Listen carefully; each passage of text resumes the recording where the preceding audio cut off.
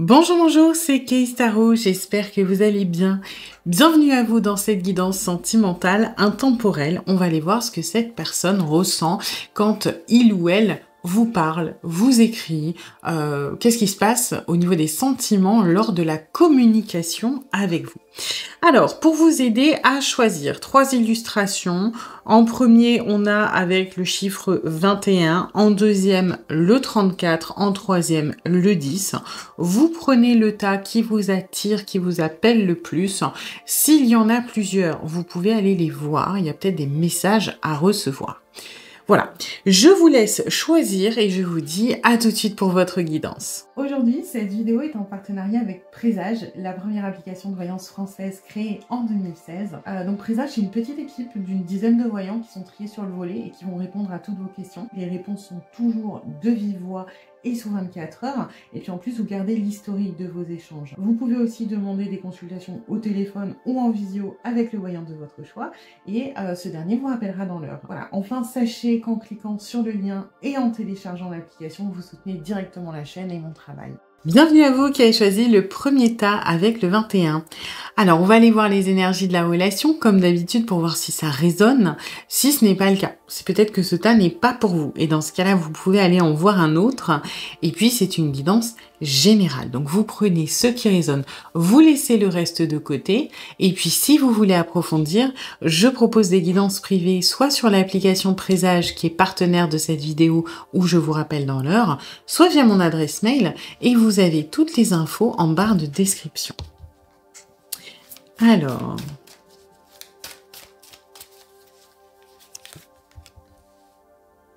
d'accord.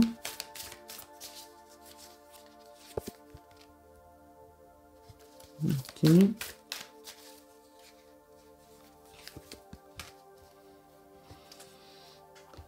Ok. Alors, c'est un petit peu particulier votre histoire parce que j'ai l'impression que là, on parle d'une relation que vous avez, alors peut-être pas terminée, mais à laquelle vous avez mis quand même une espèce de frein, de stop. Alors, ça peut être, vous avez clairement mis un terme, ok, on parle d'une personne avec laquelle vous venez de rompre, ça peut être avec un ex ou une ex, mais ça peut être aussi une personne que, on va dire, vous continuez de fréquenter, mais avec laquelle vous n'avez plus envie, on va dire, de faire d'efforts, avec qui vous êtes particulièrement, je vais pas dire froid ou froide, mais un petit peu campé sur vos positions, d'accord? Vous n'avez plus envie, on va dire le sentiment principal que je retiens par rapport à vous, c'est que sans être hostile, vous n'êtes pas intéressé. Ok, c'est-à-dire que, alors, ça peut vous donner des émotions positives. Quand je dis que vous n'êtes pas intéressé, vous pouvez très bien avoir des sentiments pour cette personne. Mais vous n'êtes pas intéressé dans le but, on va dire, de vous sacrifier, de faire des efforts, de vous donner pour l'autre. Aujourd'hui, c'est comme si vous aviez récupéré un petit peu votre amour de vous-même, le respect de vous-même, et que vous dites, je ne suis pas d'accord avec ce qui se passe. Ça ne change peut-être pas les sentiments que vous avez pour cette personne, mais voilà, on est plutôt dans une position statique de votre côté, une position à la limite d'attente, d'étude de la situation, et j'ai quand même de l'hostilité pour la plupart. La personne à qui vous pensez va plutôt être en train d'essayer de, alors sans parler de vous récupérer, va faire des efforts quand même au niveau de la communication, au niveau des informations que l'on vous donne. On est sur quelqu'un qui a envie de recréer le lien, mais un petit peu maladroitement. Alors, ça peut être, concrètement, on parle d'un de vos ex ou d'une de vos ex qui revient dans votre vie, qui vous envoie des messages, ok? Ça peut être aussi, on parle d'une relation à distance, avec de la distance géographique, et donc vous communiquez énormément par message, ok? Mais votre hostilité, par exemple, viendrait du fait que vous avez plus ou moins renoncé à l'idée de vous mettre en couple dans un futur proche, ou de vous rapprocher, des choses comme ça. Et je vous sens quand même, c'est pas que je vous sens pas sur la même longueur d'onde, mais je vous sens énormément, vous, beaucoup plus en observation, et la personne à qui vous pensez, beaucoup plus dans l'action si ça a du sens. Donc, on va parler essentiellement de communication écrite quand même, hein, parce que là, je sens cette énergie vraiment, elle est pas là pour rien. Vous voyez ce que je veux dire? C'est quelque chose de très important dans le lien que vous avez. Donc, majoritairement, relation, ça peut être internet, écrite, distance, comme dit ex qui revient dans le coin, des choses comme ça. Et vous, vous êtes plutôt observateur ou observatrice de, pour le moment, voilà, je sais pas que je suis pas entièrement hostile, je suis pas du tout intéressée, mais je regarde ce qu'il en sort et je suis peut-être pas forcément convaincue. Et ça peut être pas convaincu par rapport à l'autre, c'est-à-dire bah, si c'est votre ex, il y a peut-être une raison et vous souhaitez pas remettre le couvert, ou ça peut être pas convaincu dans le sens où voilà, maintenant je lâche prise et je vais arrêter de, on va dire, de me projeter, d'imaginer des choses et juste rester dans l'observation parce que l'interprétation que j'ai fait jusqu'à maintenant m'a amené la déception, hein, ça peut être ça aussi. Ok. Alors, du coup, c'est pas pour rien, effectivement, que le truc de la lettre est important, puisque là, le thème de la guidance, c'est ce que cette personne ressent quand vous échangez, quand vous communiquez, quand vous parlez. Donc, on va voir. Alors...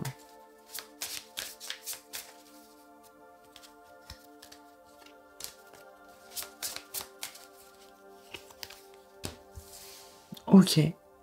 La clarté. Et effectivement, moi j'ai ce truc où on essaye de se rassurer. Alors, on va peut-être pas augmenter la qualité des messages, mais peut-être la quantité. Ou inversement, la quantité n'augmente pas, mais on augmente la qualité. Parce que votre comportement, il est pas masqué. C'est-à-dire que votre... Et alors, je suis désolée, c'est des mots forts, c'est pas à ce point, mais j'ai pas le mot avec la nuance, mais on va dire votre indifférence, votre passivité se ressent. Donc, le fait de vous écrire, ça rassure cette personne. Pourquoi? Parce que on a l'impression d'avoir des réponses. Même si vous n'en donnez pas spécialement, on est moins sujet à interprétation. C'est-à-dire que, voilà, votre indifférence, encore une fois, votre passivité peut être prise pour un rejet, peut être prise pour il ou elle n'est pas intéressé, il ou elle me fait la tête, et quand on communique avec vous, on a une sorte de soulagement. Pourquoi? Parce que on n'est plus en train de se faire des films, d'imaginer des choses, de pourquoi vous réagissez comme ça. On se rend compte que vous n'êtes pas spécialement fâché, vous n'êtes pas en train de nous envoyer bouler, la communication elle est là, donc ça nous donne des réponses. Si on parle d'une personne qui vous contacte, mais à qui vous ne souhaitez pas répondre, et à laquelle vous ne répondez pas, parce que ça peut être le cas, comme en général, et qu'il y a quand même ce truc un petit peu hostile, vous pouvez très bien minimiser les réponses, et ben on est quand même, entre guillemets, content, parce que on a... Même une absence de réponse, c'est une réponse.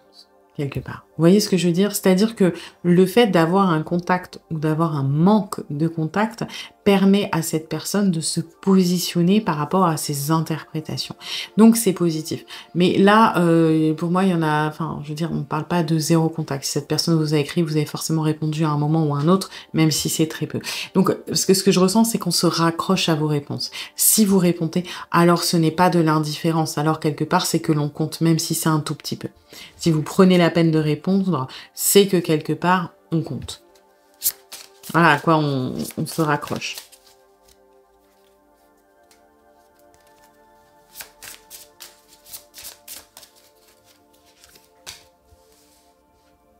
Ouais.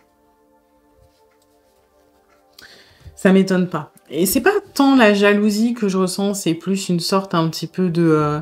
quelque part de possessivité.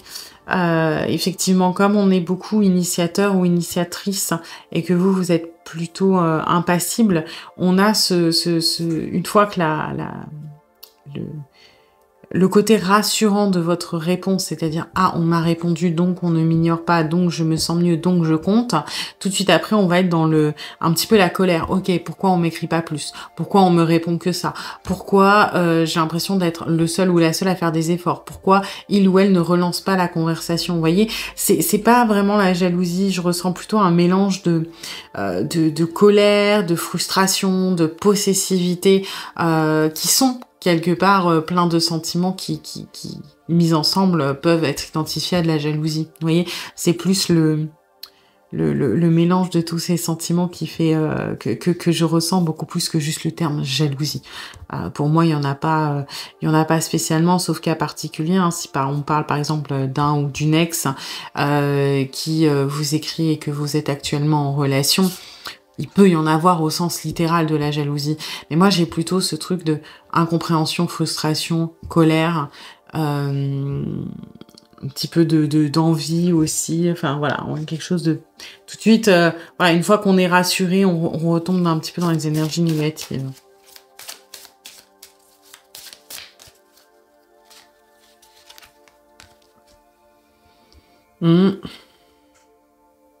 Ça, c'est un peu ce que je ressentais au début. Hein. On n'a pas envie de lâcher l'affaire. On n'a pas envie de baisser les bras. Et c'est pour ça aussi qu'il y a de la colère et on va dire de la jalousie, parce que on a l'impression de s'investir plus que vous. On a l'impression de plus donner que vous. En fait, on n'arrive pas à vous faire réagir comme on le souhaiterait. Donc, on est dans la patience, mais il y a quand même une certaine frustration, une certaine, encore une fois, colère de ça va pas comme je veux.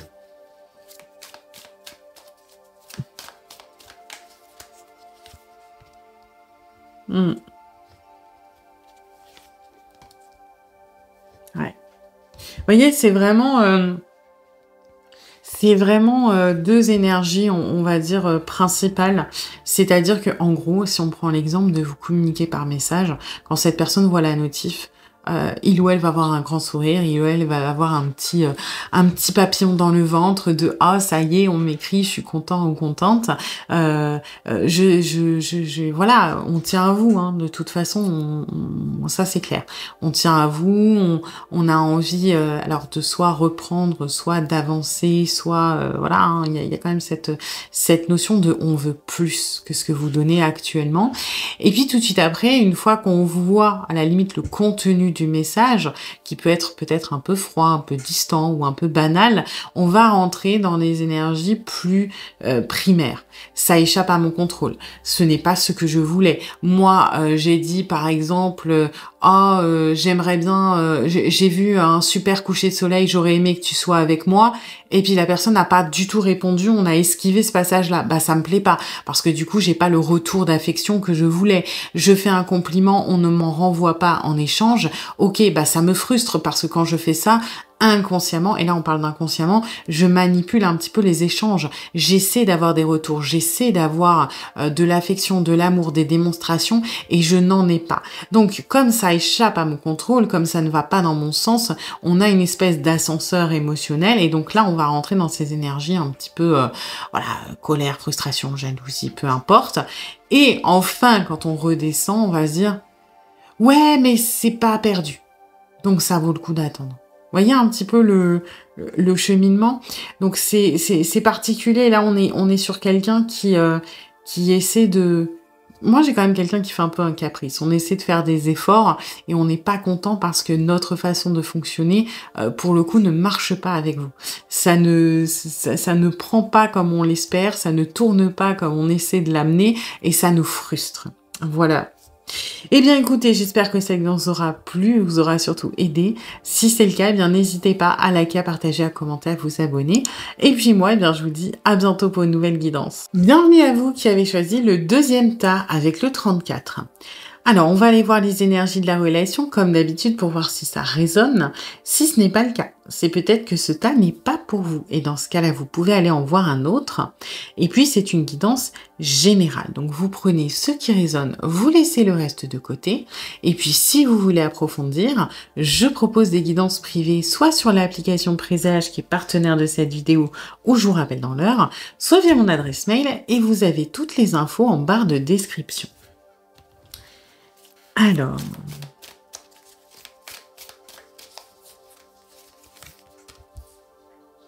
d'accord.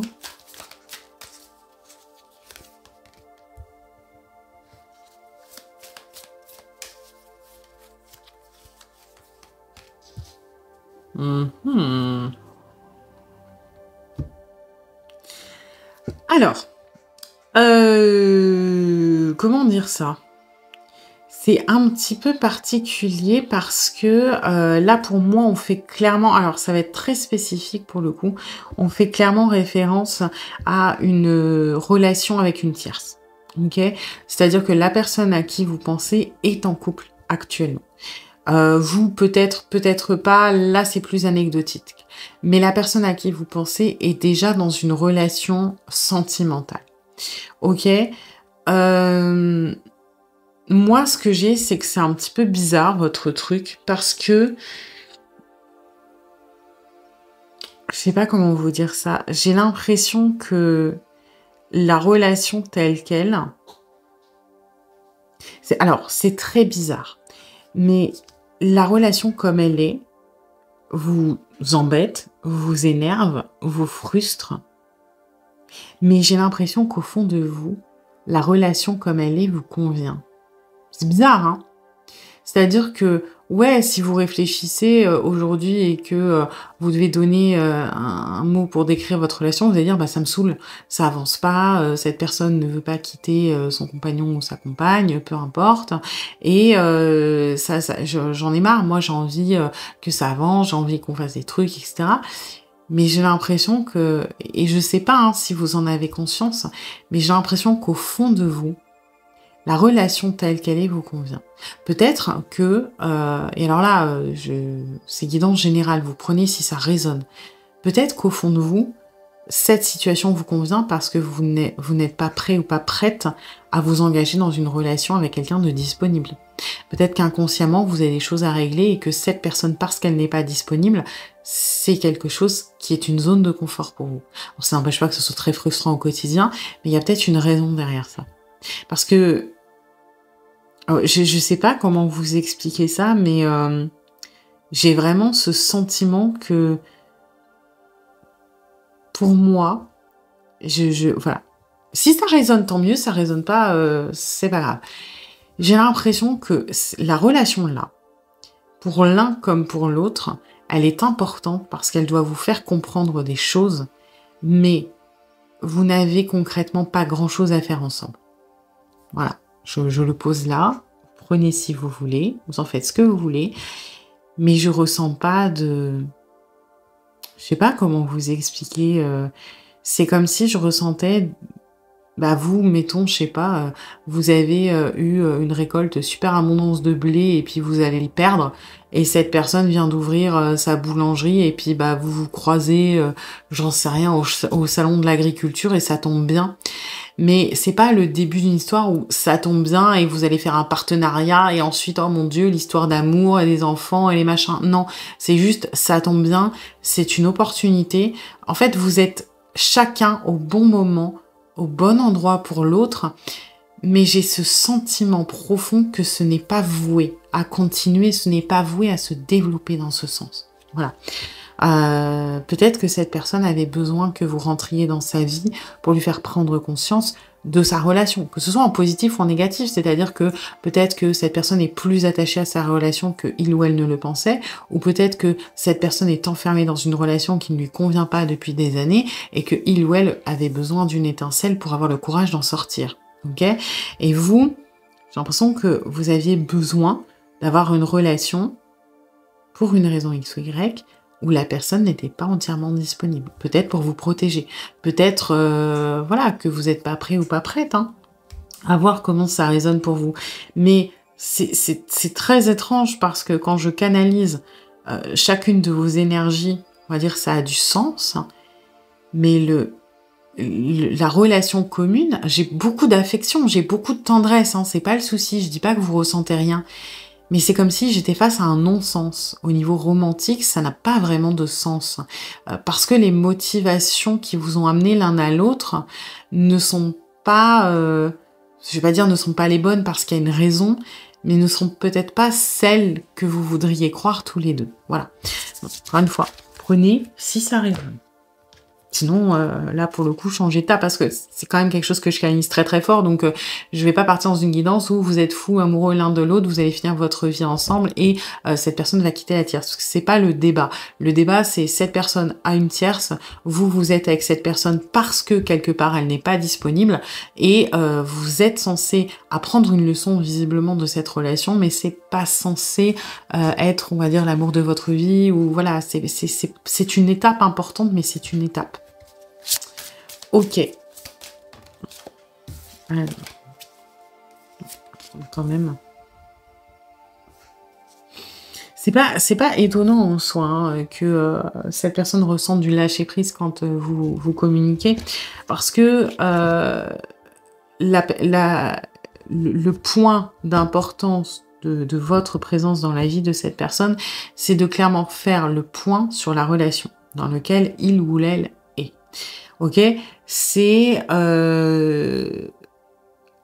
comme si vous étiez une espèce de bulle, de bouffée d'oxygène, d'oasis, où ça fait du bien de vous parler. Pourquoi? Parce qu'on arrive quelque part à prendre du recul sur notre quotidien. Qu'il soit positif ou négatif, peu importe. Je dirais plutôt négatif si on a besoin de s'échapper. Mais ça permet d'être beaucoup plus... J'ai l'impression aussi, bizarrement, beaucoup plus indulgent avec son émotionnel. C'est-à-dire que vous permettez à cette personne d'accepter des choses, d'accepter peut-être de ne pas être parfait ou parfaite, d'accepter peut-être d'avoir de la rancœur, de la colère contre la personne avec qui il ou elle est en couple. Parce que c'est pas parce qu'on a de la colère, de la rancœur ou qu'on a un coup de bas dans le couple qu'il est forcément destiné à se terminer, ok on peut avoir besoin d'une bouffée d'oxygène parce qu'il y a une mauvaise passe, parce qu'il y a des choses qui sont compliquées, et pour autant reconnaître l'importance de l'autre. Le quotidien n'est pas agréable pour cette personne, ok? Et quand on vous parle, quand on échange avec vous, c'est comme si on pouvait se sortir un petit peu de ce quotidien qui est lourd et qui est pesant.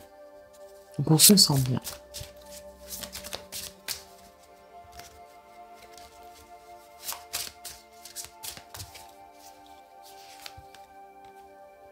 Ouais, vous réveillez l'émotionnel. Et je pense que c'est un émotionnel qui a été éteint à travers cette relation. C'est-à-dire, on s'est peut-être endurci, on s'est peut-être un petit peu dissocié, on s'est peut-être mis dans des schémas d'évitement. C'est-à-dire que, vous voyez, par exemple, on peut avoir ce réflexe on a l'impression de manquer de considération dans le couple, on a l'impression de ne pas être apprécié à notre juste valeur, de pas avoir d'attention, de pas avoir d'affection, et au final, cette personne est allée la chercher ailleurs, et c'est un petit peu dissocié de son couple. C'est-à-dire que c'est plus facile, l'être humain parfois il est un peu binaire, hein, c'est-à-dire que c'est plus facile de fuir et de se dire ok bah du coup tu m'en donnes pas, je n'en veux pas, comme ça c'est parce que c'est moi qui l'ai choisi et je vais le chercher ailleurs.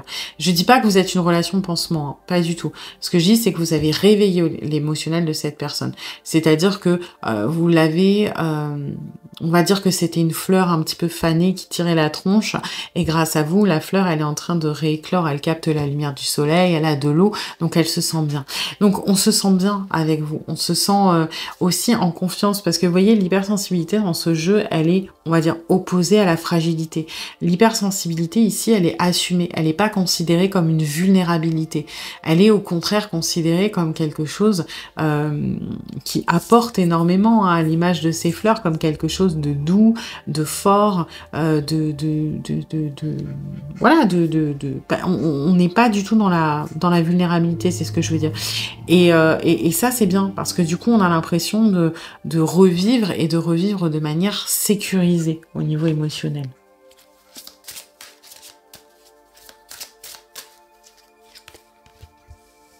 Ouais. Vous avez un rôle, effectivement, Alors, encore une fois, vous n'êtes pas... C'est pas parce que je ne ressens pas que cette relation est vouée à perdurer que vous êtes une relation pansement. Mais vous êtes là, de toute façon, quelque part, pour apprendre une leçon l'un à l'autre, donc vous réparez mutuellement un petit peu. Et c'est vrai qu'on se sent bien avec vous, on se sent en sécurité, on a confiance, on a l'impression que vous donnez de la force à cette personne. Moi, ce que je retiens surtout, c'est vraiment la confiance et la sécurité. On se sent bien, on se sent protégé, on se sent renaître, revivre, on se sent bien. Voilà. Après, encore une fois, pour moi, ça n'empêche pas qu'on a beaucoup de tendresse et d'affection pour vous, mais on n'est pas dans une relation romantique plus, quoi. Ni d'un côté, ni de l'autre. Vous voyez? Le 3 de coupe, c'est quand même la... Ça peut faire référence à l'amour, mais c'est quand même un petit peu l'égrégore de l'amitié. Voilà. De la complicité, certes, mais de l'amitié. Donc... ouais. Bon. Moi, je dis, j'ai l'impression que l'importance de cette guidance, le message à recevoir pour vous, c'était surtout dans les énergies générales. Hein. Cette personne, elle est bien avec vous. Cette personne, elle aime vous parler. Cette personne, vous l'apaisez. Vous lui faites du bien. On se sent, encore une fois, très complice. On a beaucoup d'affection, beaucoup de tendresse, beaucoup d'émotionnel qui peut s'exprimer avec vous et c'est ce qui lui fait énormément de bien. Beaucoup de douceur aussi, je ressens. Maintenant, c'est... Moi, j'ai plus l'impression de canaliser, oui, des gens très très proches, mais je dis pas qu'il n'y a pas d'amour, encore une fois, il y en a, mais l'amour romantique, je suis un peu dubitative. Mais de votre côté aussi, hein, je suis dubitative. Donc après avoir, voilà, vous prenez ce qui résonne, encore une fois, c'est une guidance générale, mais je pense que là, il faut peut-être réfléchir sur ce sujet-là. Voilà. Eh bien écoutez, j'espère que cette guidance vous aura plu, vous aura surtout aidé. Si c'est le cas, eh bien n'hésitez pas à liker, à partager, à commenter, à vous abonner. Et puis moi, eh bien je vous dis à bientôt pour une nouvelle guidance. Bienvenue à vous qui avez choisi le 3e tas avec le 10. Alors, on va aller voir les énergies de la relation, comme d'habitude, pour voir si ça résonne. Si ce n'est pas le cas, c'est peut-être que ce tas n'est pas pour vous. Et dans ce cas-là, vous pouvez en voir un autre. Et puis, c'est une guidance générale. Donc, vous prenez ce qui résonne, vous laissez le reste de côté. Et puis, si vous voulez approfondir, je propose des guidances privées, soit sur l'application Présage, qui est partenaire de cette vidéo, où je vous rappelle dans l'heure, soit via mon adresse mail. Et vous avez toutes les infos en barre de description. Ok, bon, décidément, ça n'arrête pas de sauter aujourd'hui.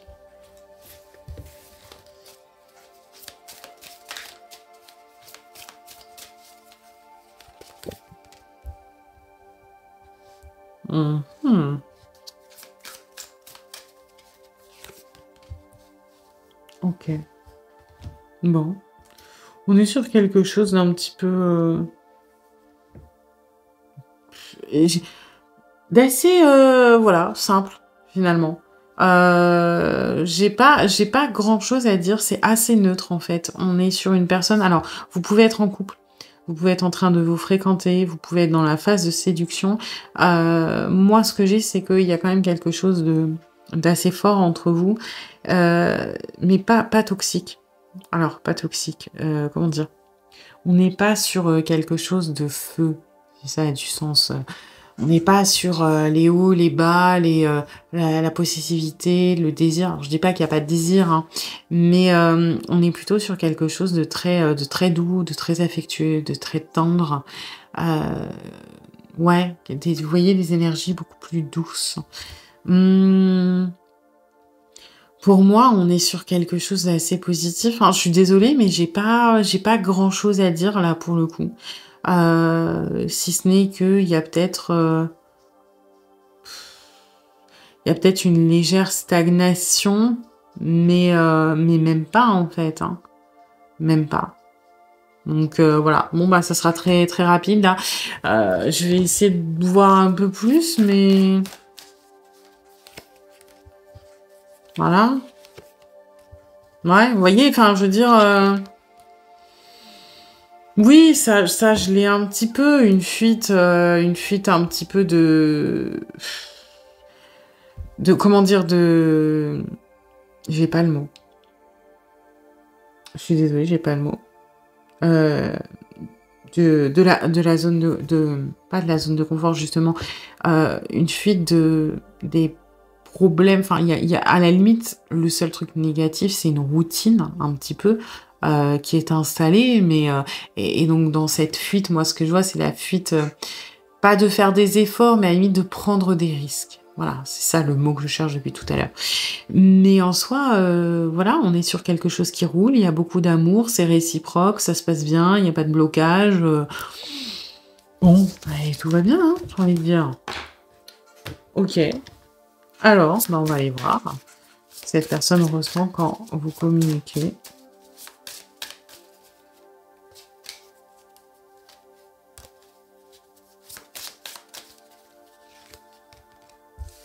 Ouais.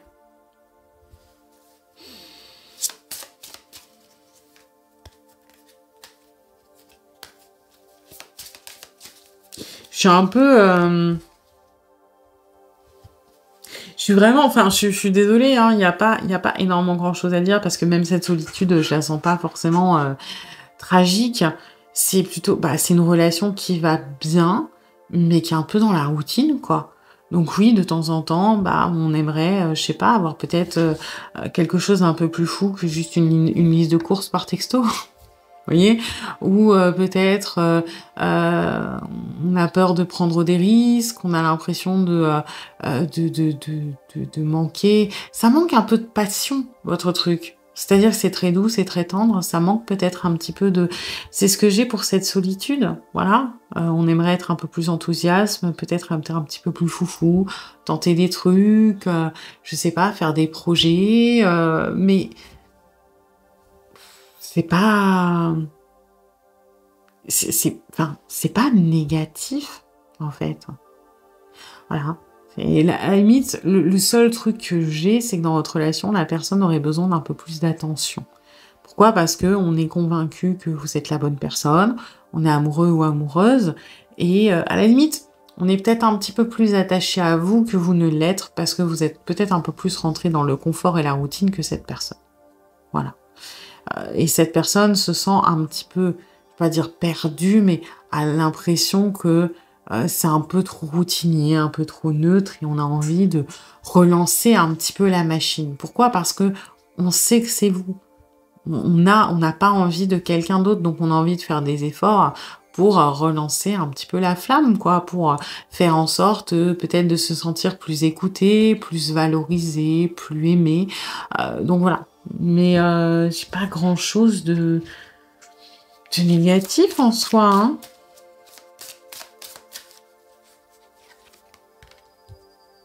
Mmh. Vous êtes peut-être éloignés à cause, on va dire, des enfants, hein. Vous avez peut-être des enfants, soit en commun, soit famille recomposée, qui font que, on a l'impression de s'être un petit peu éloigné au niveau de la communication. Peut-être que, l'essentiel de vos sujets de conversation, ou de vos contraintes aussi tourne autour des enfants, et c'est pour ça qu'on a cette solitude, parce qu'on a l'impression de passer après. Ça peut, faire partie des choses, hein. Moi, j'ai une personne qui est pas au bout de sa vie, mais qui est un peu peinée, qui se sent un petit peu, qui aimerait un peu plus compter ou avoir l'impression de un peu plus compter à vos yeux. Alors après, à vous d'estimer, est-ce que, voilà, c'est passager, cette personne a 2-3 tracas et puis, se repose un peu trop sur vous, c'est possible? Est-ce que, voilà, ça va vous faire réaliser que sans vous en être rendu compte, vous avez un petit peu délaissé cette relation parce que vous aviez d'autres préoccupations, qui peuvent être les enfants ou autre chose? Mais il y a rien de grave, hein. Après, si vous êtes là, c'est pas pour rien, hein. On est quand même sur une personne déterminée, hein. Ouais, on a un petit peu peur. On a un petit peu peur de l'échec, que ça. En fait, on a peur, et alors là, on anticipe un peu, c'est pas à ce point, hein, mais que vous compreniez l'idée. On a un peu peur que ce soit le début de la fin, quelque part. Alors c'est pas à ce point, hein, encore une fois, mais on se dit: «Voilà, je commence à me sentir un peu pas bien, j'ai peur que si on réagit pas, bah, ça finisse par prendre encore plus d'ampleur et que, et voilà». Mais bon, je vais je vais regarder des messages pour vous de cette personne parce que c'est il y a pas comment dire? Il n'y a pas grand-chose à dire parce que la relation ne va pas mal. Mais si vous êtes là, c'est pas anodin, c'est qu'il y a quelque chose. Il y a un message à recevoir. Donc là, a priori, ce serait peut-être revaloriser la communication, redonner un peu plus d'attention à la personne à qui vous pensez. Mais il y a peut-être quelque chose d'autre. Alors... Ouais, envie de te voir, oui, on a envie de recréer du lien. J'ai envie d'être auprès de toi, avec toi, je ressens un vide, donc ça c'est avec la solitude. Et ma vie est triste sans toi. Tu m'apaises et j'ai besoin que tu m'illumines par ta présence, j'ai cette envie vissée au cœur. Effectivement, on a peut-être l'impression que on est en train de, voilà, se détacher un petit peu, que... il y a cette sensation de vide hein, que je ressens dans la solitude et qu'il y a dans ce message-là. Mais encore une fois, j'ai pas l'impression que ce soit catastrophique. On n'est pas en train d'imaginer que vous allez vous séparer ou que c'est la fin du monde. C'est plus... alors, ça peut être bizarre parce que ça se trouve, vous êtes en couple et vous vivez ensemble. Mais moi, ce que je canalise, c'est que cette personne a envie de vous dire « tu me manques ». Ouais, on se voit tous les jours. Ouais, on se voit régulièrement, on s'écrit tous les jours. Mais tu me manques. Voilà. Prenez-le comme ça résonne, hein. Excuse-moi, je suis désolée, je ne fais pas toujours bien les choses par rapport à nous, j'en ai bien conscience. J'ai peur de notre amour, mais je ne veux pas te faire de mal. Alors, excuse-moi, je suis désolée, c'est peut-être à prendre au... en fait, j'ai en canalisé quelque chose.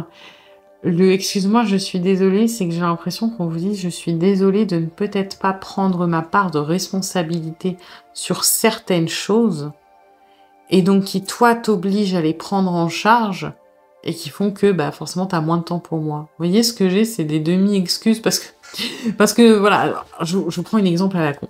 Par exemple, cette personne, vous travaillez tous les deux, d'accord, vous avez les enfants, qu'ils soient communs ou famille recomposée, et cette personne, par exemple, voilà, ne fait régulièrement pas la cuisine, oublie quand, mettons, il ou elle rentre plus tôt que vous de faire le ménage, lance pas les machines, et bah du coup après cette personne va se dire bah ouais mais on s'occupe pas de moi, on n'a pas de temps pour moi parce que les enfants, la foyer, la famille passent avant, et là c'est un petit peu une moyen de vous dire bon, ok, c'est vrai qu'on a déjà eu cette discussion, que tu m'as déjà expliqué, et je suis désolée, j'avoue que je pourrais en faire plus. Mais moi, je me sens seule.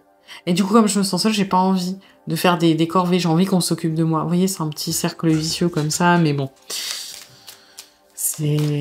Après, il y a peut-être eu quelque chose entre vous qui fait qu'on avait besoin de s'excuser. Hein. Construire avec toi. Là, on est plus dans la volonté de se rassurer, vous voyez. Non, pourquoi on lâche pas et pourquoi on a un petit peu peur. J'ai envie de bâtir quelque chose de stable et de solide avec toi, comme un foyer, une maison, un couple, une famille. Je veux tout avec toi, j'en ai bien conscience et je projette un avenir ensemble. Et là, c'est pas qu'on n'est pas dans une vraie volonté de construire, mais c'est une construction pour sécuriser les choses, pour se rassurer. De plus je sécurise, plus je construis, plus j'enferme, moins il y a de chances que ça se casse la gueule. Voilà. Donc, on est sur quelqu'un, voilà, qui se sent peut-être un petit peu délaissé, qui se sent un petit peu seul, qui a besoin d'un petit peu plus d'attention et qui a envie, qui peut faire avoir des réflexes de fuite en avant. Pour le coup, méfiez-vous peut-être un petit peu de ça, parce que, encore une fois, c'est pas que ça vient de nulle part, il y a sûrement une volonté de base dans la fuite en avant, mais généralement c'est pour les mauvaises raisons. La fuite en avant, si vous connaissez pas, c'est par exemple quand on voit des couples qui sont sur le point de se séparer, qui se disent allez on fait un enfant. Vous voyez, c'est un petit peu on refuse, donc on va aller très loin dans le contraire pour essayer de rattraper les choses. Donc typiquement, par exemple, si cette personne se sent un petit peu évincée, perdue, etc., il peut y avoir des grosses fuites en avant comme des petites. Ça peut être bam, on emménage ensemble parce que j'ai peur de te perdre et que pardon, et que je me sens mise de côté, ou alors ça peut être des petites fuites en avant, du genre allez viens, on se prend une semaine à rien qu'à nous en vacances, on fout les enfants chez ta mère et puis on y va, vous voyez. Donc voilà. Eh bien écoutez, j'espère que cette guidance vous aura plu, vous aura surtout aidé. Si c'est le cas, eh bien n'hésitez pas à liker, à partager, à commenter, à vous abonner. Et puis moi, eh bien je vous dis à bientôt pour une nouvelle guidance.